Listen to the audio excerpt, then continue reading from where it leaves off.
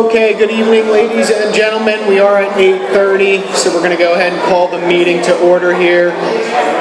Welcome to the Conscious Contact Speaker Group of Alcoholics Anonymous. My name is Brian, and I'm an alcoholic.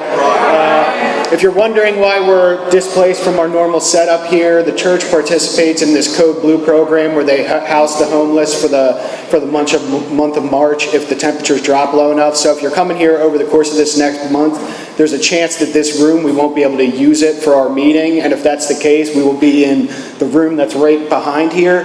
To get there, if you come in this front door here and go right down that hallway, it's there. It's a little bit smaller, so if we do have to do that, there's a good chance we'll kind of be crammed in there, but we'll do the best we can for this month if that situation arises. We have hoodies available for sale. You can see me, see a home group member after the meeting if you're interested in purchasing one.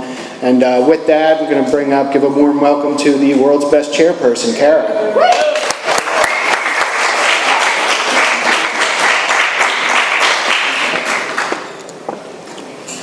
Hello, my name is Kara, and I am a grateful recovering alcoholic. Welcome home, y'all. Welcome to the Conscious Contact Speaker Group of Alcoholics Anonymous. This is a one-hour speaker meeting that meets every Saturday evening at St. Paul's Lutheran Church, 301 North Main Street, Doylestown, Pennsylvania. Food and fellowship starts at 8 p.m. and speaker at 8:30 p.m. The business meeting for this group meets every Saturday at 7 p.m. to 7:30 p.m. right here. Please come early and join us. The purpose of this group is to provide a consistent message of hope and recovery through God reliance and service to others through the practice and teachings of the 12 steps. We record all speakers so that others may benefit from their message of recovery. If you wish not to be recorded, simply ask. This is an open meeting of Alcoholics Anonymous. The group would like to welcome everybody, especially newcomers. Is there anyone new or from out of town that would like to introduce themselves with their first name only? I'm Amy, I'm an alcoholic. Hi, Amy. Welcome. Hi, welcome. How you doing? I'm Joe, recovering alcoholic. Hi, welcome, Joe. Welcome, everybody. The Conscious Contact Speaker Group encourages sponsorship. Would anyone with working knowledge of the 12 steps and willing to sponsor, please raise your hands. Are there any announcements for the good of AA? Our sister group is a big book study meeting that meets every Thursday at 7:30 p.m. just up the street at Salem UCC Church, 186 East Court Street, Doylestown, Pennsylvania. Coffee is on at 6:15. Please join us. It's an amazing big book. We have meeting lists and big books on easy terms. Please see me or any home group member after the meeting. If you cannot afford a big book, the Conscious Contact Speaker Group will give you one at no charge. Anyone willing to make donations for the purpose of big books and CDs to help those who cannot afford them can put donations in the jar on the table marked Big Book and CD donations. All CDs are available free of charge. Please subscribe to our YouTube channel, the Conscious Contact Speaker Group of Doylestown, Pennsylvania, and our Facebook group. Subscribe and share. You can find speakers there. Join our Facebook page to keep informed and share upcoming events and meetings. Now I would like to introduce my really good friend, Nick. He's going to come up and read Just for Today, Prayer of Recovery. Let's give Nick a warm welcome, y'all.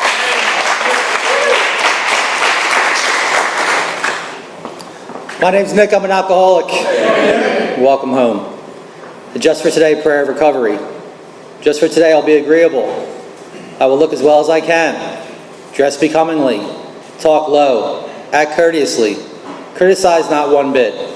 Not find fault with anything, and not try to improve or regulate anybody except myself. And now with that, I have Steve to come up and read the AA preamble.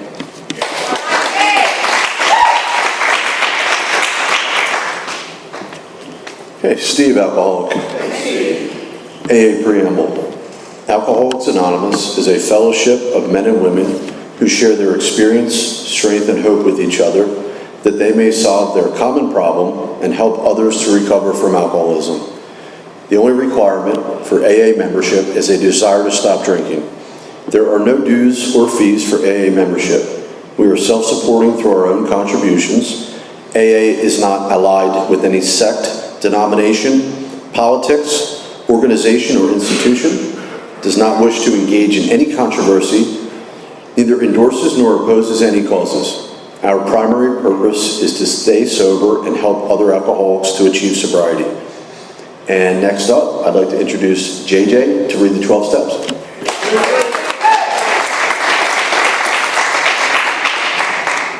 My name is JJ, I'm an alcoholic. These are the 12 steps of recovery. First, we admitted we were powerless over alcohol, that our lives had become unmanageable. Second, we came to believe that a power greater than ourselves could restore us to sanity. Third, made a decision to turn our will and our lives over to the care of God as we understood Him. Fourth, made a searching and fearless moral inventory of ourselves. Fifth, we admitted to God, to ourselves, and to another human being the exact nature of our wrongs. Sixth, we're entirely ready to have God remove all these defects of character. 7, humbly asked Him to remove our shortcomings. 8, made a list of all persons we had harmed and became willing to make amends to them all. 9, made direct amends to such people wherever possible, except when to do so would injure them or others.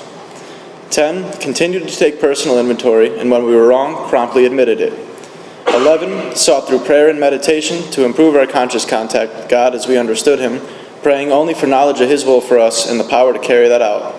12, having had a spiritual awakening as the result of these steps, we tried to carry this message to alcoholics and to practice these principles in all of our affairs. Now we're going to have Kara come back up and introduce our speaker.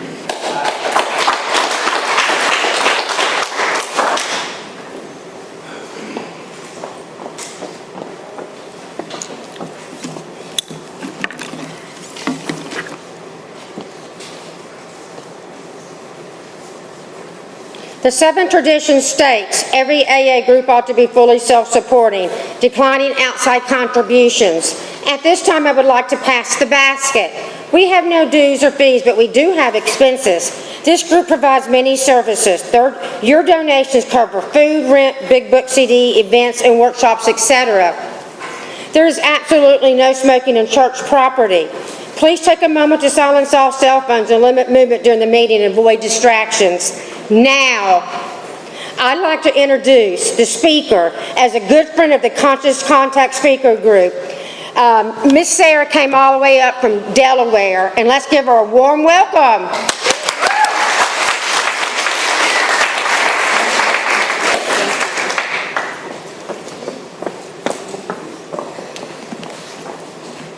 Hi, my name is Sarah and I'm an alcoholic. First, I'd like to say thanks to Ron for reaching out to Oliver and asking me to be here tonight, allowing me to participate in my recovery. I want to thank my husband Oliver for coming out and driving in this fun weather up here. As I was saying to sponsees, I would have driven in way worse conditions for a drink, so I have no excuse. Thanks to some of the women that I get to walk with, and Kara for the warm welcome, and to everybody who greeted me tonight. I often get emotional when I speak. I cry all the time. It's a thing that happens because what's happened in the rooms of Alcoholics Anonymous is that I can feel again. And my heart has sort of just cracked wide open. But what I'd like to do to begin, before I qualify myself, is just to read something out of the Big Book. Today, I was praying before I came up here, and I was asking God, is there anything you want me to talk about tonight? Is there anything that you want me to say that might help some people tonight? And what came into my mind was this line on page 164 in the Big Book. And the reason I also read out of the Big Book is because my brother-in-law likes to say, if I read something out of the Big Book, you guys will at least know that one thing I said tonight was true. So, there you go. So on page 164, it says, "See to it that your relationship with Him is right, and great events will come to pass for you and countless others." This is the great fact for us, right? I'm not going to read the whole thing. But I will also say at the front of my Big Book, there's a reminder to me. I don't know who said this, but I know that I wrote it down when they did. God doesn't have what you need. God is what you need. And so with that, I'd like to say, yes, I'm still an alcoholic. I'm still Sarah, I think. I have a sobriety date. It is the 4th of November, 2013. I have a sponsor. She's very aware she's my sponsor. In fact, we had a nice long talk about page 53 out of the 12 and 12 the other day, and we'll get into that later maybe. But basically, that part of the book that tells me I have this inability to form a true partnership with anyone, you know that section? Yeah, because I'm so selfish and self-centered. However, I have 12 steps. I have sponsees. Some of them have sponsees. I have a home group. I'm in service to it. And why do I mention all this? Probably because all the speakers I look up to mention all these things, but also because these are the things which keep me sober. That quote that I read to you, you know, I've really been thinking about it, and it's like, if my relationship with God is not okay, then none of these other things really are going to matter in my life. If my relationship with God is not okay, my relationship with you is not okay, my relationship with me is not okay, and that's really the crux of the problem. I remember being 4 years sober in a big book study at Holy Family with a guy named Chris B., and he defined the word dilemma. And I didn't know what the word meant, even though I had been taken through the big book. And I always thought dilemma meant a really big problem. But that line that says lack of power, that was our dilemma. And he defined dilemma as being a predicament which forces you into one of two undesirable options. And it was like, see, I didn't want to be here by the time I came back in. And I'll get to that in a little bit too. For starters, the framework of my childhood is simply I grew up in Philadelphia. I still feel the need to tell people that. Kara came up to me and said, "Oh, are you guys from Delaware?" And then I said, well, I'm from Philadelphia originally, but I do live in Delaware now, which I still feel the need to tell people. And she just laughed but I do. I just still feel the need. I think people from Philly, if any of you are from Philly, which I know some of you are, it's just like a thing. You know, I'm from Philly. I'm not really from Delaware. No offense to anyone from Delaware. I love you, Oliver. But I do. I still do it. I'm like, I'm not from there. And so, yeah, anyway, I grew up in Philly. I had a sibling, still have a sibling. In fact, he's not here tonight. And I could have a resentment about that, but he has an H&I commitment. And that's a beautiful thing, because a lot of people in my family either need to be in recovery or have died as a direct result of this disease. And so I'm blessed to have a brother who's in recovery. My parents are still here. I grew up in an alcoholic household. I'm not telling you that because that's what made me an alcoholic. That's just the framework of my childhood. I grew up with an alcoholic parent, and so in a nutshell, when I look back on my childhood, just simply put, it was pretty good. You know, I didn't really I just look at it as a regular childhood. I will say this, when I think of my childhood, there was a lot of fear. And I think I could have had just about any childhood, and I would have had a lot of fear. I don't know if that's true or not true, but Peter and I always like to say we live life forward and we understand it backwards. And I look back at my life and I'm just like, it's pretty decent. You know, it was a working class neighborhood. I was really good at school. I could fly under the radar, but I had a lot of fear. I didn't want to get in trouble at home. I didn't want to get in trouble at school. Like, I was a really good kid. I was like a goody two-shoes alcoholic when we get forward. It's like, they're the worst kind sometimes because they're like sneaky. Like, the people that like are sort of like good can get away with this stuff because you never see it coming, right? So I just like get the good grades and do the things I was supposed to, and then like nobody would suspect me for many, many, many, many years, or so I thought anyway. And so growing up, I had a lot of fear. I had a fear of what you thought of me. I just had fear in general. I had like anxiety, like, I don't know. I had fear. I was up in my head a lot. And I remember being 12, and I remember at that age, I had to go to this really corny thing called Alateen. And that was like a really big resentment that I had. And my dad went away, and you know, like he started going to AA, and my mom was going to Al-Anon. I had to go to Alateen, and I was like, you know, this sucks. I'm at the age where I want to die if anyone even looks at me wrong. And now I have to go to this thing, and it's like, it's a shameful thing. I'm like, you know, like my family's weird. This is weird. This thing is bad. Like, I'm ashamed of this, and I'm really mad, and how dare you, and how could you do this to us? I will never, ever, ever be like you. And I'm like, again, let's just like, little context. I grew up in Northeast Philly. There's like a bar on every corner if you've ever been. Like, I think we're the only family with alcoholism. I don't know. That's just what my 12-year-old brain was computing at the time. And what I want to mention now is simply a line out of the big book again, because that's what's coming to me. And there's a line on page, I think, 34 that says, no matter how, this is the baffling feature of alcoholism as we know it, this utter inability to leave it alone, no matter how great the necessity or the wish. And I never wanted to pick up alcohol, and I needed to never pick up alcohol. And I swore I'd never be like the alcoholics in my life, yet I'm speaking to you guys at 8:30 in Doylestown in AA meeting, so spoiler alert. And so when high school came around and people were, going to parties and people were drinking, I found myself drinking. And I wasn't even thinking about it. I was also in Students Against Drunk Driving, that was a thing when I was in high school. I was like one of those kids. I had my little poster. And yet I'm at the keg party in the woods, just like everyone else. And when I first drank, now I had sips of alcohol when I was a kid, but the first time I drank to get drunk. I remember being the last man standing. I remember the thought I had was, well, of course it's gonna take me more because I have alcoholism in my family legacy. And it's just I'm taking care of people, and it was energizing to me.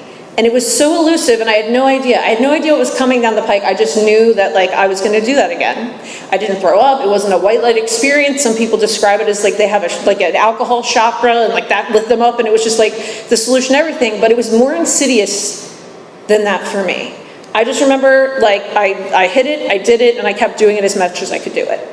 I would drink on the weekends, I'd drink at parties, I was really into theater, I did all the shows in school when there were cast parties, we would do anything we could to drink. At one point I lived down the shore, the Jersey Shore for a summer, and I remember, that's where I really can look back, and I never drank a drink.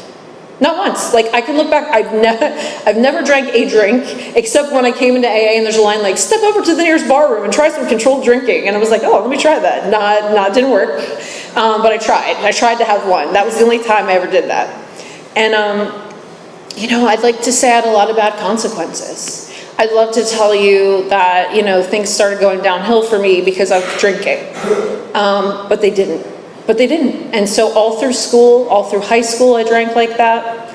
I drank to get drunk. I drank for the effect produced by alcohol, because when I drink, the sensation that what it does for me, it's just I'm no longer having the fear of what you think of me. I'm no longer having the anxiety. My head isn't racing, and suddenly I can breathe, and I'm okay, and everything is fine. And instead of me being awkward and weird, I'm at the party, and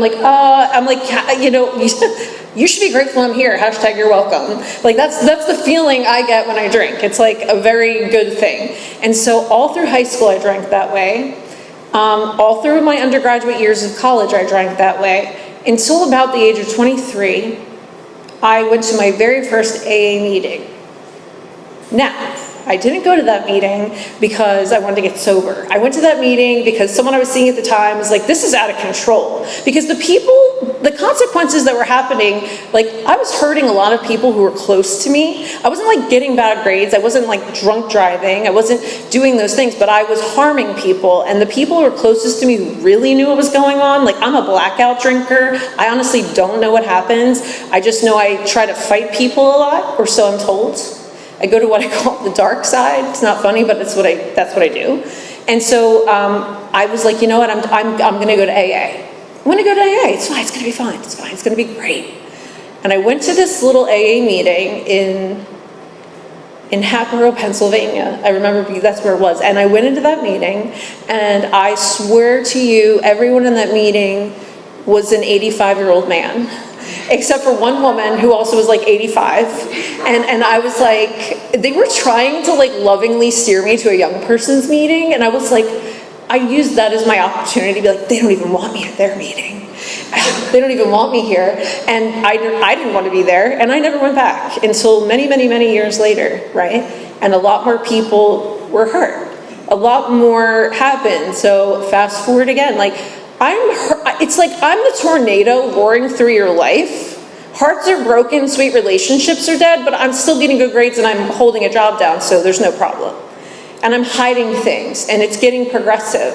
And I'm starting to go to graduate school, and it's getting progressive. And I'm an alcoholic through and through. My love is alcohol. However, I will say, I also use drugs alcoholically, and I know that Dr. Bob and Bill Wilson also use drugs alcoholically, but that's all I'll say about that. So adding that in with alcohol tends to expedite things a bit sometimes for people. And I know for me, I started to not be able to show up to work. I started to call out of work after I graduated with my master's and lie about why I was calling out. I'd make up all these stories about people being sick, all this crazy stuff that wasn't happening. I remember looking out curtains 3 days later thinking it's still the same day, that fun stuff that we can do sometimes. And, being in blackouts and people starting to get really concerned and finally saying things, like people in my family. See, out of respect for the people in recovery and also I just didn't want to cause harm, I would think I would drink away from my family. I would go and I would never drink in front of them. I would always drink where I lived and never, and I tried to hide it. So finally, I'll just put it to you this way, my aunt came up to me, and my aunt's got decades sober now. She said, your mom's really worried about you. She thinks you might be doing drugs. And I said, how dare you? I remember, I only drink, and you guys are the problem, not me. And I did my first geographic tour out to the desert in Arizona, where I had family. And I got my little master's degree, and I moved there, and I got a job waiting tables in a Mexican restaurant. Because that's what you do after you go to school for 20 years. You wait tables, right? Isn't that the point of that? And that's what I did. I waited tables in a Mexican restaurant, and I would go to AA meetings to sort of placate my family. And I would, just be like, you guys are really nice and friendly. And I remember the first woman who tried to sponsor me, she was so sweet. She bought me my first big book. And she was like, we're going to get you a book. I don't have any money. She's like, no, I'm going to buy it for you. I was like, oh, cool, thanks, right? Meanwhile, I'm still drinking. And she said, well, we have to do this thing. I need you to come to my house, and we're going to do step work. And I was like, that's really weird. In my mind, I was like, what does that mean? Step aerobics? That's how shot out I was. It was like Jane Fonda step. I don't know what I thought, but I was like, yeah, no, that's okay. I don't need to come to your house and do steps. That sounds creepy. So I had my big book, but what I did was read it. And I would cry and say, this is what's wrong with me. Oh my God, how do they understand how I feel? How do they understand what I think? There were parts of this I was like, this is crazy. That's when I tried to drink that one drink. I went to the Mexican restaurant and tried to have a beer, and that didn't work out so well for me. But I tried it. It was the only time I tried to do one beer. But, long story short, I came back to the East Coast, and eventually I went to AA for real. I went to AA, I got a sponsor. We went through the 12 steps, not as outlined in the big book, but we went through the 12 steps. Some of it's as outlined in the big book, and I had a home group, and I tried to sponsor people, and I loved AA, and I was very into fellowship. I loved when we would have, I would chair all the meetings. I would love to talk about gratitude and resentment. As Bill sees it, meetings were my favorite, and I would just make tons of meetings, and I remember whenever I got an anniversary, I would get a coin at the young people's meeting, at my home group, and at the women's meeting. Every time, 90 days, and I get 3 90-day coins, and I needed everybody to clap for me. And, and that was it was a great thing. But a little over a year sober, a thing happened. And that thing was, I was leaving an AA meeting, and I was on my way to fellowship at a diner. And because God has jokes, a man was going to a liquor store, hit my car, and almost killed me. I had to be pulled out of the jaws of life. I had a broken neck. I have titanium in my ankle to this day. I was mangled, way, much of the way the big book says we had to be pretty badly mangled. That day I was pretty badly mangled, only I was very sober. I remember all of this, crystal clear. I remember it was an October evening. I remember the window was cracked. And why I remember that is because my friend, who was in a car behind me, thankfully I was alone, and he was talking to me through the window. I don't know why I'm sharing this with you guys, but I'm going to share. Somebody needs to hear it, I guess. And I said to him, because I could feel I wasn't sure if I was going to live or not. If you've ever been there, you know what I mean. If not, don't worry about it. But it was a weird thing where I could tell that I might not make it. And I just remember, and I knew my neck was broken. I told the EMTs everything that was wrong with me. They thought it was crazy, but I was right, actually. But I said to my friend that night, please tell my parents that I love them. Tell my brother to get sober. Tell my brother I love him. No, tell him to get sober, then tell him I love him. And I said, and I love you. And he's hysterical crying. And they pulled me out of the jaws of life, and they raced me to the ER. I can tell you a very funny story about that another time. I won't waste your time here. But I screamed the entire way into the ER. Do not give me any drugs. I am in recovery. You cannot give me anything. I'm in recovery. Of course, they gave me everything because I almost died and I had a broken neck and they had to do surgery and all this other stuff. So, little by slowly, I am someone that would say things like, meeting makers make it. And I would make meetings, and I would get wheeled into the meeting in my neck brace, my body brace, my foot boot, and my walker. I would sit next to my friend who was there, and I have his permission to share this, who was there on work release. And I can tell you we were meeting makers who did not make it, okay? Because what I was doing is I was taking my medication as prescribed every day, until one day, a little voice in my head appeared and said, you could take a little more and no one would know. And I did that because I was powerless. And I had that thing where I was forced into one of two, and I had lack of power at that point. I didn't understand phenomena of craving. I didn't understand truly what I suffered from. I literally used to sit in AA meetings and say, just for today, I choose not to drink. I had no idea about the first step. I didn't truly understand it. What I can say is I was very well schooled in that, as evidenced by what's going to happen next. So I go in the relapse and I realize I can't go back to my home group and tell them this because I feel like I spat in the face of God, AA, and everyone who ever helped me. And I can't do that because I chose this. How could I choose this? I loved you guys. I loved my life. I was sober. I loved my home group. So I get this cool idea that only alcoholics get, which is, you know what? AA is everywhere. I know what I'm going to do. I got my money from a car accident. I'm going to move to Mexico. You know what? Yeah, I'm going to get sober in Mexico, and then I'm going to come back to my home group, and we're going to have a big old laugh, and I'm going to tell them what happened and what a misunderstanding it was. So what do? I moved to Mexico by myself with nowhere to live. And I say things to people who are worried about me, like, God will provide, and I'm quoting the big book, which is always fun. And people are like, what do you mean? And I moved to the jungle, to the Yucatan Peninsula, and by myself, and I got a place to live, and I would wear 100% sunblock. I carried a parasol around at all times. I had a bright blue Jeep, an artist kid painted a whale on the side, don't worry, it gets better, right? So everyone knew when I rolled into town. They always knew when I was there, like as if my being like, I was whiter when I came back than when I went down. I think that's the only time I've ever seen anyone do that. And I was out of my mind, and I found out when my best friend came to visit me that they had a nickname for me. Because she said, oh, don't you know my friend? And he said, oh no, we don't mess with the flaca. And I was like, what do you mean they call me flaca? What is that? And I'm looking it up, it means skinny, it means crazy, okay? And I was like, wow. And this whole time, right, I'm like, I'm a free spirit, I'm an artist, it's fine. And I'm like, did I get sober in Mexico? No, I did not, okay? But what I did do was drive past the clubhouse, with a little symbol like you guys have on your door, with the triangle surrounded by a circle, and I wanted to go in with every iota of my being. And I couldn't, because I was a slave to alcohol. And I went where it told me to go, and I went with who it told me to go with, and fast forward, lots of bad things happened. I did not make flights back to the US. I did not get sober there, and I moved back here. Fast forward, I'd like to tell you I got sober there, or I came back and got sober right away. It is not my experience. My experience is another year plus of alcoholic torture. And my mind would tell me, tomorrow I'll get sober. You know what, tomorrow. I'll do this today, tomorrow. I'm going to drink today, it's fine, tomorrow. And tomorrow never comes. And now I'm back living with my parents. They think they don't know what's wrong with me. They just think I'm sick. I'm like, it's really bad. And I eventually get to the place where I don't want to live anymore, but I'm too scared to actually take my own life. And I'm just like, I can't stop drinking. I don't know what to do. And I don't know what to do. And then one day, I don't know why, this is the grace of God. See to it that your relationship with Him is right, and great events will come to pass. An unwarranted gift of grace is what I've heard it called. It's called many things. Don't ask me, because it's not me that did it.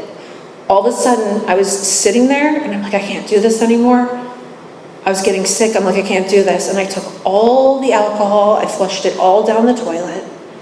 And then, because I like to watch movies, I don't know if you've ever seen a fun film called Trainspotting from the 90s. And if you have, I decided I was going to be like the lead character played by Ewan McGregor and detox myself. And it would be fine. I was just going to lock myself in a room for 3 days, and I was going to detox myself. And I did that.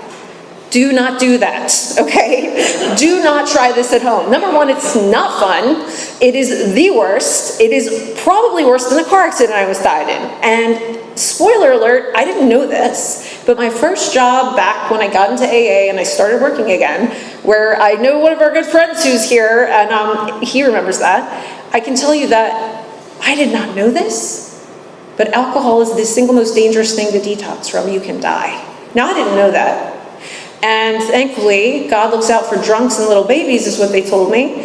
And he looked out for this one. And I survived that detox. And I had to come back in here, and I did not want to be here. I could not look you in the eye. I did not want you looking at me. I couldn't bear it. And I hated it. I hated it. It was not fun. It wasn't fellowship. It wasn't like, yeah. It was like, it sucked. And I remember going to my first meeting. And I remember being in AA before and thinking, okay, I'm supposed to ask someone who has what I want. And I would listen to women in meetings share, and I would think, okay, who seems like they're a little bit sane, right? Like, who's not trying to, like, their pet rock didn't run away from home, or their cat's not divorcing their dog, or like they're not trying to murder their ex-husband. Like, I'd listen for shares where there's like some semblance of peace, and I'd think, okay, maybe I don't know, maybe I can ask her. And like, I didn't hear tons of it, and I just remember praying. And that's the thing about when I was in active alcoholism again, is I never stopped praying. I never stopped believing in God. So when I came back, I would say prayers like, dear God, please help me, show me who it is I'm supposed to ask to help me. Please, just like, show me. And what happened was one day, I found a bottle in my house. So I guess I wasn't so slick at detoxing myself as I thought I was, and I found this bottle, and I flipped out, and I called a friend in AA, I said, what do? I don't want to drink this. And the genius of people in AA, they'll just say the most basic thing to you, and you're like, you're a genius. Like, it's like, you're just like, can't think of it on your own. Like, go to an AA meeting. I'm like, oh my God, yeah. I'm going to go to an AA meeting. Why didn't I think of that? And like, in a frenzy, I run out and I go to the AA meeting, and I put my hand up, I'm like, just for today, I don't want to drink, whatever I said. I don't even, crazy, whatever I said. And this woman came up to me at the end of that meeting. She looked me dead in the eye, and she just said, you never have to feel that way again. And she said, I'm going to help you. Do you have a big book? And I'm thinking, yes, Jane Fonda's step aerobics gave it back to me in the desert. But I just said, yes, ma'am, I have a big book, right? She's like, you're going to meet me at my house once a week. I said, okay, I can do that. And she took me through the big book. She took me through the big book. I still have my original big book, the one from the desert. And it's in pieces. It's in shreds. The binding's ripped. I didn't bring it tonight because I wanted to be fancy for you. And have my nice little cover with my little coin that has 10 years. And I didn't bring that one, but I use it for step work. And she took me through that book line by line, and she explained to me that I have a head that wants me dead. It will settle for me drunk. It will settle for me high. But it will kill me. That never gets less weird to say. I have a head today that wants me dead. It will settle for me drunk.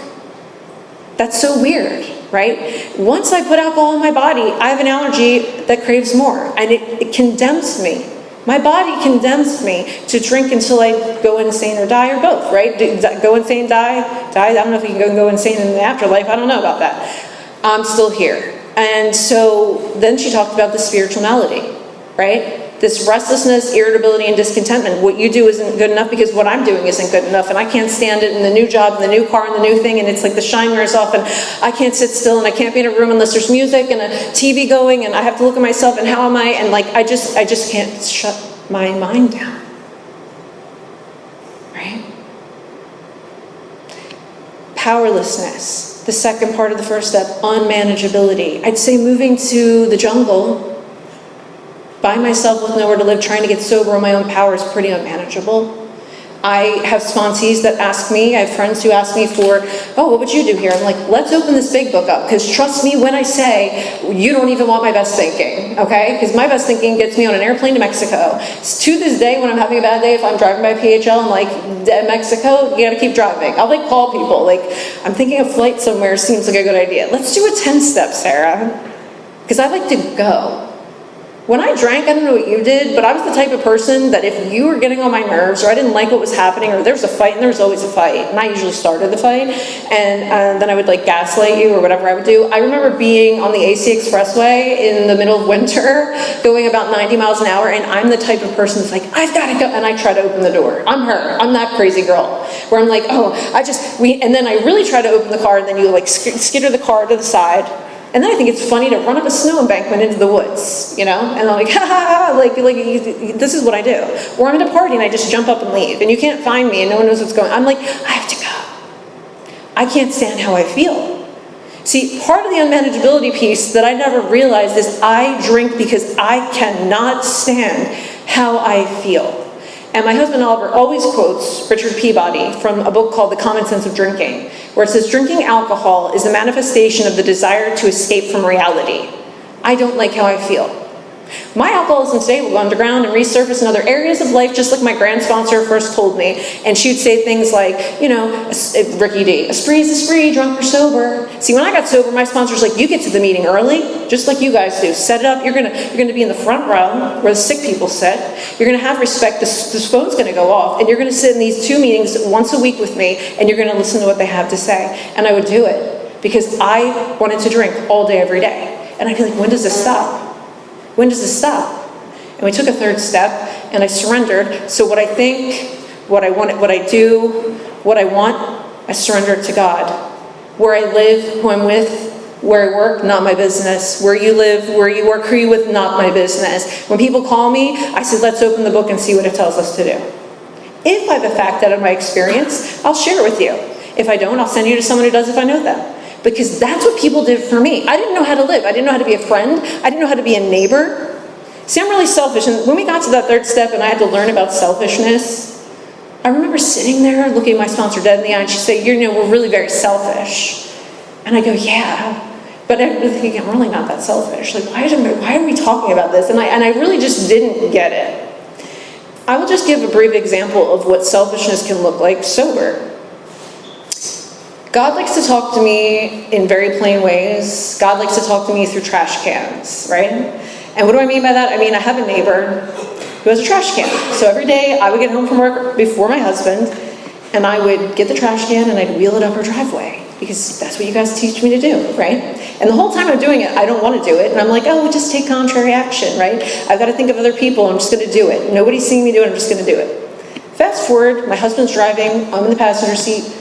Our friend's in the back with a new guy, and the new guy's like, I don't understand what you mean about selfishness. I'm like, oh, here, I'll give you an example of what a great person I am. And like, you know, I don't want to take this lady's trash can, but I wheel it up, and, you know, I practice being unselfish. To which my husband replies, oh yeah, Penny told me, she said to me, thank you for moving my trash can up. I said, what did you say? He said, oh, you're welcome. I said, what? You took credit for my unselfishness? And then I got really mad, right? And then I'm like, I'm not moving the trash can up anymore because she thinks he's doing it, so you can do it, right? Did I not? Listen, I'm just telling you how it is. I'm not some Zen Buddha on the mountaintop. I'm a spiritually sick person with a solution that I try to get better each day. So that's what I did until I finally got over myself and started moving the trash can, which once in a while, he still does it most of the time. Or on the other side, these neighbors have this, I'm going to tell them the other one. There's this disgusting trash can that I've hated for years. And it's got our address spray painted on the side. And I like hate this thing and I really want to get rid of it. And he doesn't want to get rid of it. So I'm like, all right, fine. So it's in our backyard. Our neighbor, their kitchen burnt down. So they had contractors over there. And these contractors steal that disgusting trash can I hate. And I'm like, how dare they steal that, even though I'm secretly pleased it's gone. Like, that's the insanity of my selfishness, is like, I'm secretly pleased this trash can is gone, but it didn't go the way that I wanted to, and people still shouldn't steal things I don't want. Like, that's the insanity. So that's some of the stuff. I'm just giving you current selfishness, so you can imagine what my list looked like when I sat down fourth step. And I was like, oh yeah. And my sponsor's looking, she's like, this is very thorough. And I'm like, if I met you, there's probably a chance that I have a resentment towards you. Because somewhere, someone isn't doing something that I want. On any given day, I'm disturbed only when you don't do it my way. That's what it boils down to. Like, in these steps, I realize it's just like, what is it trying to teach me? It's trying to teach me not to have a way. Because if I have to have my way all the time, of course I'm going to be resentful, and the resentment's the number one offender. And I drank at you for years. I drank over you, I would step over you to drink, and I would absolutely be so full of me and how I feel that not only do I feel empty, but I also can't see you. See, my alcoholism is I may love you. That's the other part of when I did a fourth step and I shared it in 5. It's not that I'm a bad person. It's I'm a sick person, right? But I can love you with all of my heart. I can promise you I can love you with all of my heart. I I will be incapable on my own power of showing up unselfishly. Just look at the trash can, please pray for my husband, and and know that I'm doing my best with God's help. Because it's just like, that's just how I'm wired. You know, it's like I'm so full of fear, I'm so full of me, I'm so full of all of it that I can't feel or see anything around me. And so I do 5, and then 6 and 7, and I'll say this much. I really didn't get an obsession to drink lifted immediately. Some people come in and it's gone. I was like working through steps, and every day I'm like, when am I going to stop thinking of drinking? Sponsor? Like, I used to call her Spons. I'd be like, Spons, when's this going to happen? And she'd just say, you know, you just keep meeting with me and do the steps, and I was doing it. And one day, I always wish I knew exactly which step this was. I just know somewhere between the 5th step and the 12th step. I remember getting ready to meet her, and it dawned on me that I had been awake for many, many hours, and the thought of a drink hadn't come. And I remember jumping up and down like The Price is Right, by myself, screaming like I just got called down to like win the prizes. Like I'm like, this works. Like this is amazing. Like they didn't lie. Like this actually works. And it's incredible. And she taught me how to make amends, and she taught me about a 10th step, and I could tell you so many things. I guess one of the things, I don't know why this is coming to my mind. Whatever. I'll tell you this much before I go any further. I had a spiritual bottom. Some people go to jail. Some people actually are smart and go to detox, which is the sane thing to do. Some people go to rehab. Some people lose jobs. Some people, lose all these things. I didn't lose those things. What I lost was my sense of dignity, my willingness to live, my ability to look you in the eye, my ability to feel human. I lost, it's like I think about drinking and I think what alcohol did for me was so powerful that I would be sitting at the bar and eventually sitting alone at home because I couldn't go out to the bar anymore. I'd just drink alone. That's how bad it got. And I would just slide my dreams across the bar, and I would take the drink. And I would slide my family's hearts across the bar, and I would take that drink. And I would give you my career, relationships, love, dignity. It talks about pitiful and incomprehensible demoralization. That means the destruction of my spirit, my morals, my courage, and my values. I gave alcohol all of that. I traded all of those things for alcohol. And alcohol is a liar. And alcohol turned on me like the boomerang that Bill talks about in his story. Right? So my sponsor sits me down and is like, you need to now go make these amends. And just so you know, P.S., I don't know anyone in AA that likes making amends. If you find them, please find me. Because no one's told me they think it's fun to sit you down and tell you how wrong I was and how I was wrong. And I hate making amends. It's my least favorite thing in AA. And I remember making all these amends. And I continue to make these amends. And I remember, I started to get free. I think probably that lift that I talked about, the obsession lifting, was probably between 9 and 12, but I can't really know for sure. But I made amends, and I got to see my family heal. I got to see people have relief. I got to experience freedom. And I remember several years into being sober, and now I've got sponsees, and I'm telling them how to make amends. And I remember one day being down the shore at a roundup, and I didn't want to be there because I was pretty snobby, I'm not going to lie about this, that, there wasn't a lot of solution. That's how I was looking at it. I don't see a big book breakdown. This is a lot of fellowship. This is just don't drink, make a meeting. And I was judging people and just being honest. And I was with my sponsee, and so we decided to leave and get coffee, right?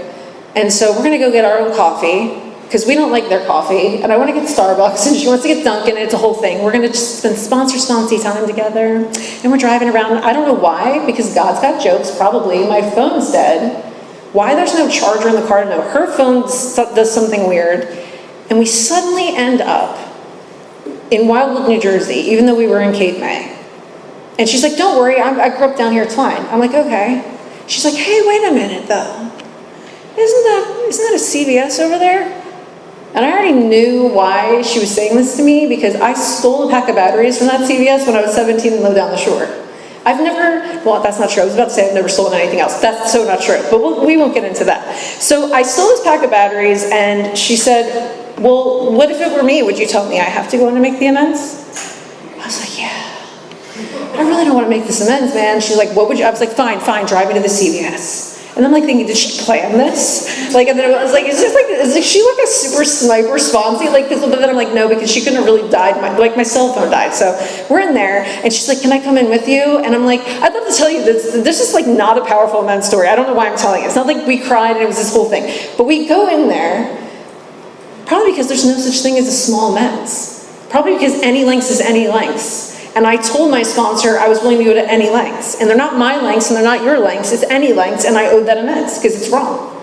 You know, a thief, one of my favorite quotes, it's a proverb actually, is a thief, whether he steals a diamond or a cucumber. And I love telling this to my sponsees. And so I guess God thought, oh, a little karma time. So I walk in there and she's with me, and this little bebop of a cashier looks like she's 12 years old. And I'm like, hi, is your manager there? And she's like, yeah, hold on. And I'm like totally freaked out, right? Like, what are they gonna do, throw me in jail for a pack of batteries? I'm like 37 when I'm doing this, and I stole them when I was 17, something like that. I'm gonna give or take some years. So this woman comes around the corner, and I could tell she wanted to fight me.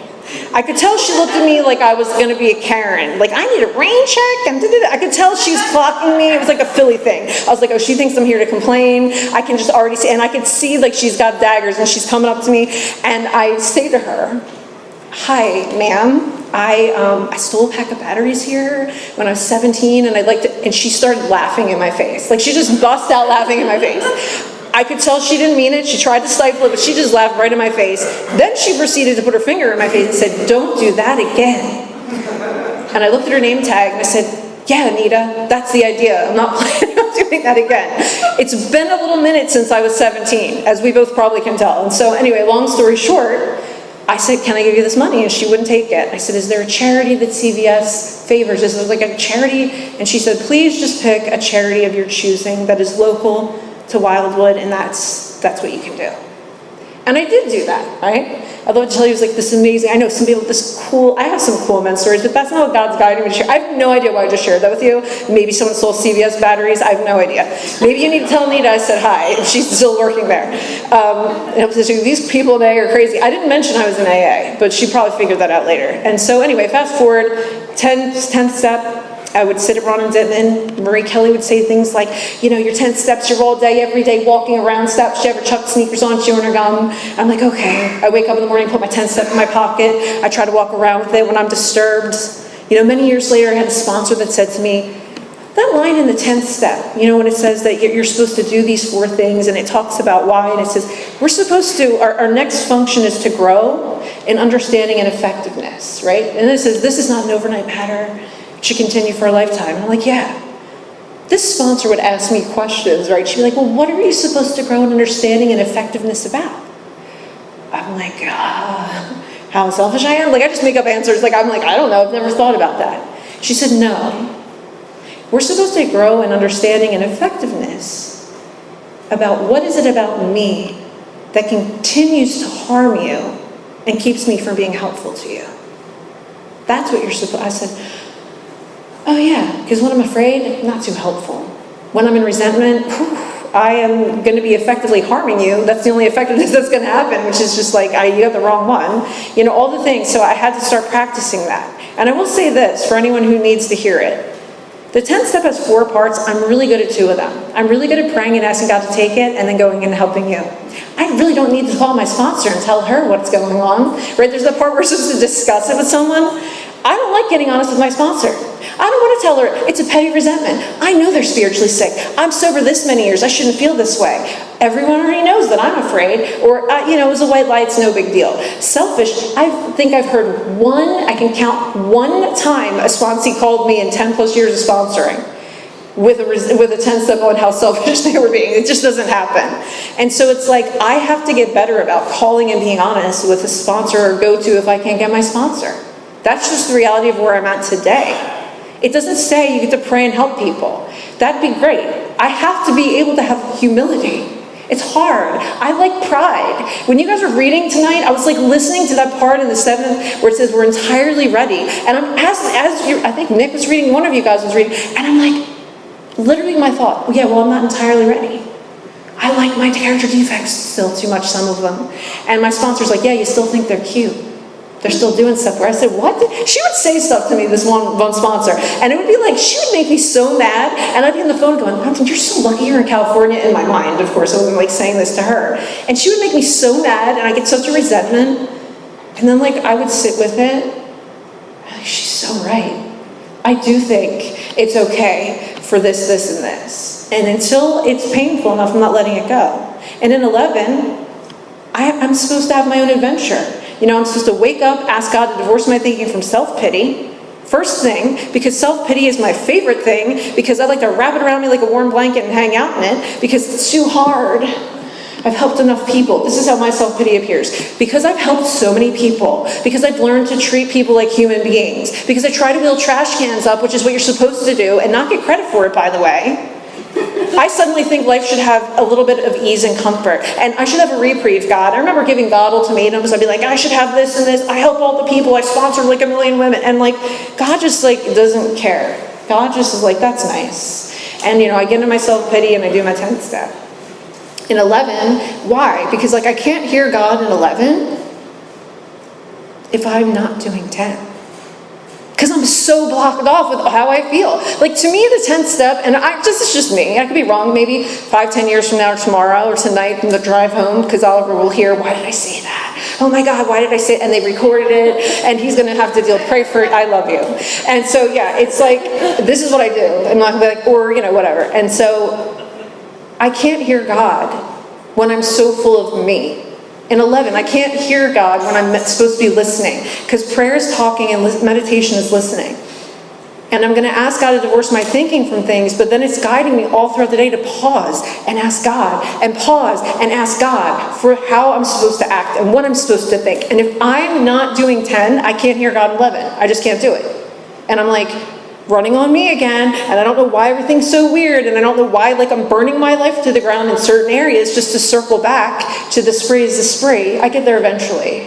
I circle back eventually. It's like my alcoholism can go underground and resurface in any area of life. I've watched it in people's, I watched it in mine. It could be eating, not eating, sex, gambling, Netflix, Amazon. Thinking sprees are my favorite, because they're free and I don't have to leave my house. And I'm like, I can't believe they said that. And I'll just be in this like whole storyline, and it's like I'm in an obsession, right? It could be all these things. It could be an anger spree. It could be anything, right? Again, where am I with my 10th step? Because 10 is like an emotional regulator for me.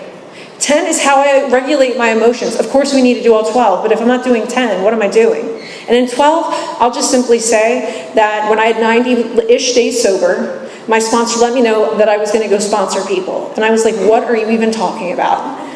Because I would say things like, I have 96 days sober. And then people would be like, bye, and they would leave. And I didn't know the cool thing that I learned later, which is like, if you only have a couple months sober, you could say, oh, how much time do you have? You can say, oh, enough time to be helpful. Like, no one taught me that. So I'd just say like 96 days, and like no one would work with me. Until God sent a new person in that had never been in AA before, and like she didn't know the thing about how much time, and so she was my first sponsee. And I remember driving down Huntington Pike, and by the way, this is around the time when I first met Ron. I met Ron at Pebble Hill Community Church. I had less than 90 days sober. Their meeting did a group conscience and allowed me to share my story. And I remember sharing about, I lost a lot of money, and I remember Ron and some people were like, well, what happened to the money? Because I didn't share about it. It went to Mexico, Ron, so you had to wait 11 almost years to hear that. But that's where the money, I spent the money in Mexico. And so I was thinking about that on the drive up. I was like, oh, Edison Furlong, or whatever that street is. Oh yeah, I remember that. And so anyway, back to sponsoring. I started sponsoring and I've never stopped. And I will say this, you know, there's 2 stories I could tell, but I'm looking at the time, so I'll tell the one that's shorter. And if you want to know the other one, I can tell you later. But you know, sponsorship is one of my favorite things. It's like it says it's the bright spot, right? It should be frequent contact. And I love the women. They help me more than I help them. When I was new, I didn't get that. I'd be like, obviously I'm helping them. I'm taking time out of my life. This is like the thought, and it's like, no, man. Like today, I know. Like I hope I'm helping you. That's my intention. But when I hang up the phone, or when I leave the speaking commitment or the step work, I have no idea.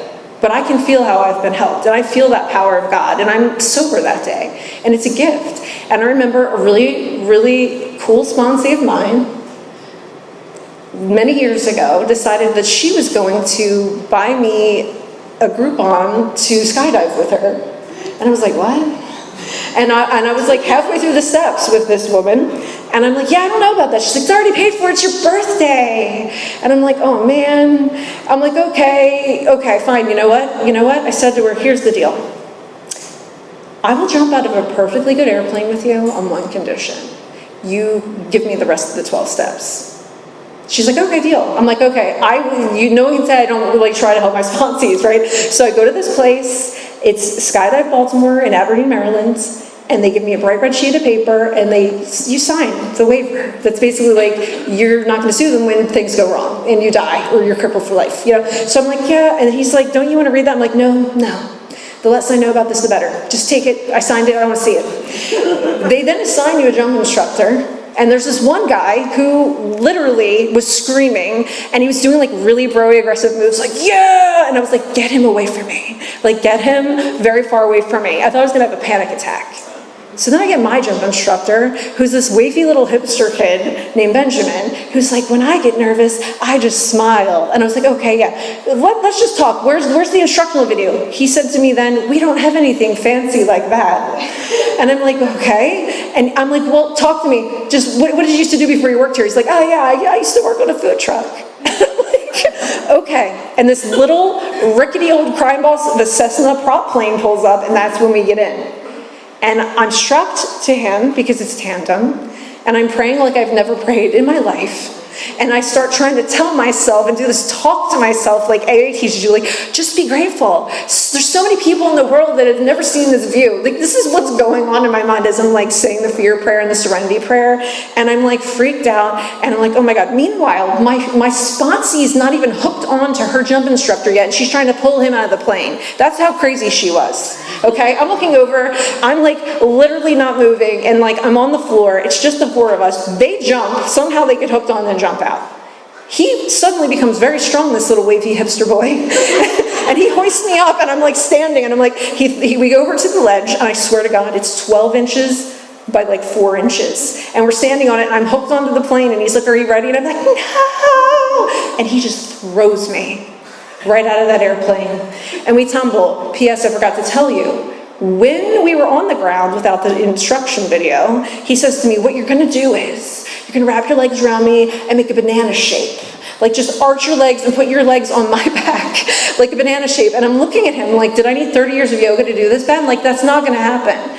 Well, if you've ever jumped out of an airplane, that's just what happens whether you want it to or not. So you're flying through, and I'm making the banana shape, and I say, open your eyes. I'm like, oh yeah, open my eyes. And we're like careening down, I'm screaming bloody murder, and suddenly he pulls the parachute. And it's the most quiet, peaceful, blissful, spiritual experience in the world. It was beautiful.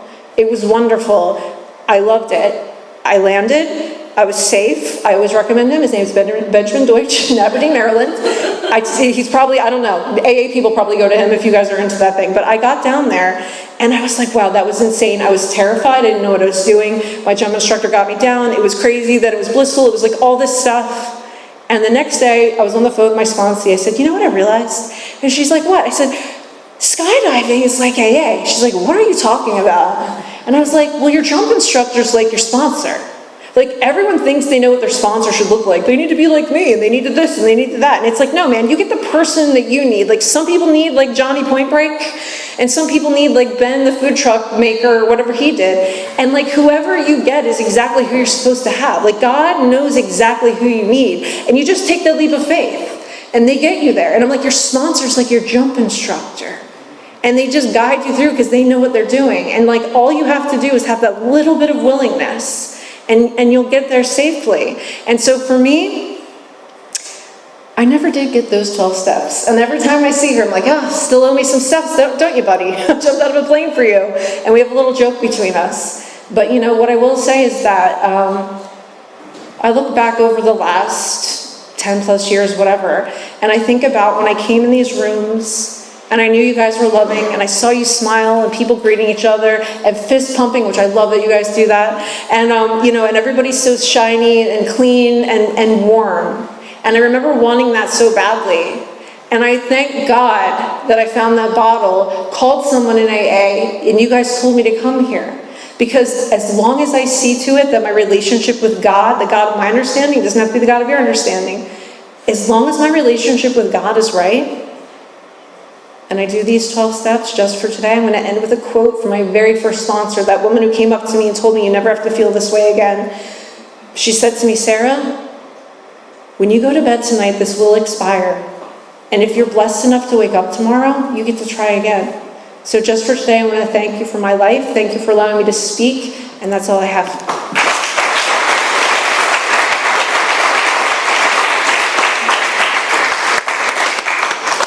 Okay, incredible stuff. Again, my name is Brian. I'm an alcoholic. I want to thank Sarah for coming out here and delivering an incredible message to us tonight. A couple quick announcements and we'll wrap up the meeting here. As always, the food and the fellowship for this group starts at 8 o'clock. We always got the cronuts, the hot dogs, coffee out, so feel free to show up early and join us, enjoy it. If you do want to get involved with this group, we have service positions available. This group also does do H&I commitments. We have a commitment, running commitment every Sunday night up in Quakertown, so if you're interested in doing that, coming out with us, delivering a message to the sick and suffering, you can see me, see any home group member after the meeting.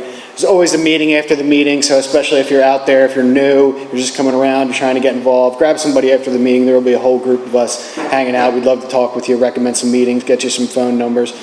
We could always use some help putting away the chairs. Obviously, we have a different setup tonight. What we're going to do is put as many chairs as we can on that rack in the back corner there, and anything that doesn't fit, there's another upright rack in this closet over here, so that's what we'll do. It's customary for us to thank our speakers as they come here on their own time and expense to share a message with us, so we usually form a line in the front here and we thank our speakers personally. Thanks to everybody for helping out with the meeting tonight. Thanks to our greeters, our readers, and let's thank our speaker, Sarah.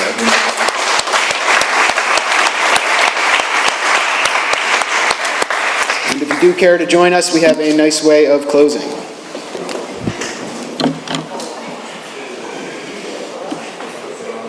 You want to circle up? Oh, I think we're going to circle up.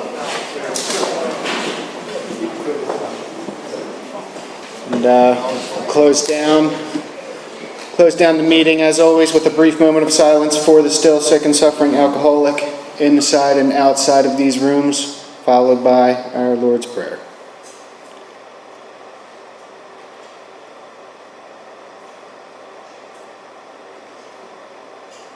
Our Father,